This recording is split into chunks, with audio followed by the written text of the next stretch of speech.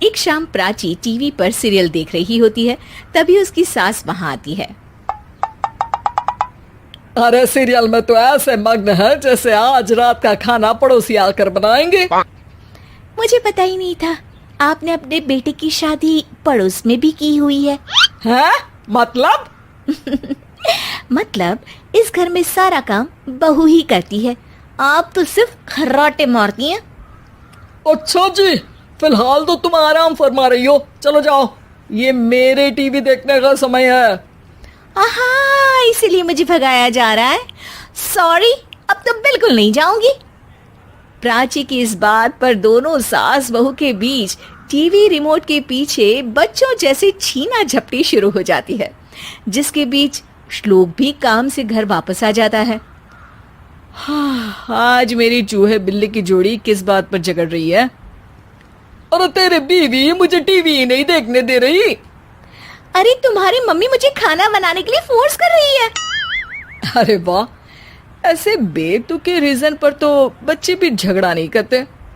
अरे मुझे कुछ मत बोल, सब इसने ही शुरू किया है। हाँ हाँ, जैसे आप तो बहुत दूध की धूली है ना। अरे बस, दोनों चुप। प्राची जाओ, खाने की तैयारी करो। और माँ तुम छोड़ो, तुम्हें क्या बोलूं, शांति से अपना सीरियल देखो, मुझे दोबारा लड़ने की आवाज सुनाई नहीं देनी चाहिए। ऐसा बोलकर श्लोक वहां से चला जाता है, जिसके पीछे पीछे प्राची भी कुछ न कुछ बड़बड़ाते हुए रसोई में चली जाती है। हाँ हाँ, सासू जी को तो कुछ बोलेंगे ही नहीं, बस मुझ पर ही हुक्म चलता है, खाना बनाओ, जैसे मैं इनके घर में खाना बनाने के लिए आई हूँ।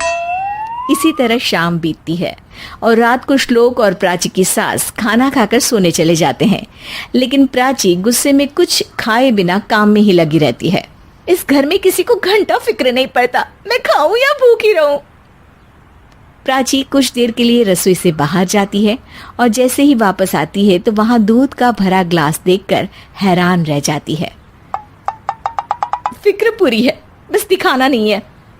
प्राची दूध पीकर सोने चली जाती है और अगली सुबह एक बार फिर सास बहू का कार्टून नेटवर्क स्टार्ट हो जाता है।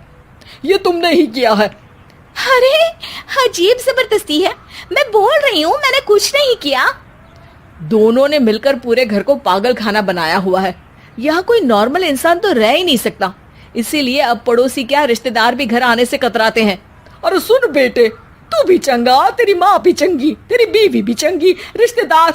हाँ जी, आपको नहीं पता क्या, गंगाधर ही शक्तिमान है, रिश्तेदार ही। हाँ हाँ, बस समझ गया। कभी जानवरों जैसे लड़ेंगी तो कभी जुगलबंदी करेंगी। भाई मैं आप दोनों के बीच में नहीं फंसना चाहता। सास बहू की इस मन मौजी जोड़ी से परेशान होकर श्लोक अपना सिर खुजलाता वहां से चला जाता है। चलो अब मैं भी कीर्तन में जा रही हूँ। इस पर जैसे ही सास कमरे में अपना पर्स लेने जाती है तो वहां नाश्ते की प्लेट रखी देख मुस्कुराने लगती है और नाश्ता करके घर से बाहर निकलते हुए कुछ पैसे टेबल पर रख जाती है, जिसके कुछ देर बाद सिलेंडर वाला घर आता है। ओ मोरी मैया, मैं सिलेंडर के बारे में तो बिल्कुल भूल ही गई थी। घर खर्च के सारे पैसे भी मम्मी के पास है और श्लोक से बोला तो उल्टा 4 बात सुनाएंगे। प्राची ये सोच ही रही होती है कि अचानक उसका चेहरा चमक उठता है और वो घर में आकर इधर उधर देखने लगती है। तभी उसकी नजर टेबल पर रखे पैसों पर पड़ती है, जिन्हें वो सिलेंडर वाले को दे देती है। ये सब श्लोक देख लेता है। अच्छा बेटे, इतना बड़ा घोटाला, सबके सामने मैं तेरी दुश्मन और पीठ पीछे तेरी मेरी यारी। इस पर श्लोक एक प्लान बनाता है और शाम को सब एक साथ बैठे होने पर बोलने लगता है। माँ, तुम दोनों की बहुत लड़ाई होती है, इसलिए मैं सोच रहा हूँ कि प्राची को उसके घर छोड़ाऊं, इससे वो भी खुश रहेगी और तुम भी। अचानक श्लोक की ये बात सुनकर सास बहू शौक से उसकी तरफ देखती हैं। अरे ऐसे कैसे घर छोड़ाओगे, मुझे कहीं नहीं जाना। अरे तुमने बोला नहीं पर मैंने सुन लिया, तुम्हें मम्मी के साथ रहना अच्छा नहीं लगता, मुझे पता है।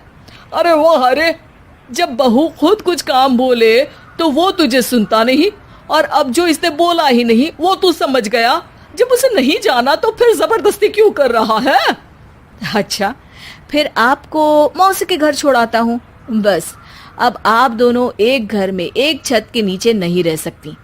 मैं इस टॉम एंड जेरी की जोड़ी को और नहीं झेल सकता। है? ऐसे कैसे नहीं रह सकते?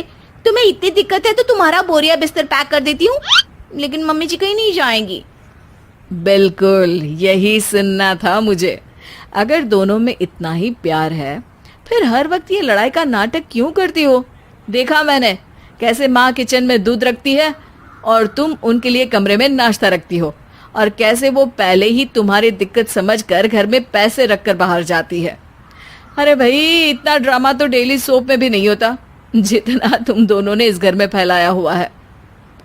तू हमें टॉम एंड जेरी बोलता है ना, तो याद कर वो दोनों भी एक दूसरे को बाहर वालों की बुरी नजर से बचाने के लिए हमेशा सबके सामने लड़ते थे, लेकिन अकेले में दिक्कत के समय मदद भी तो करते थे।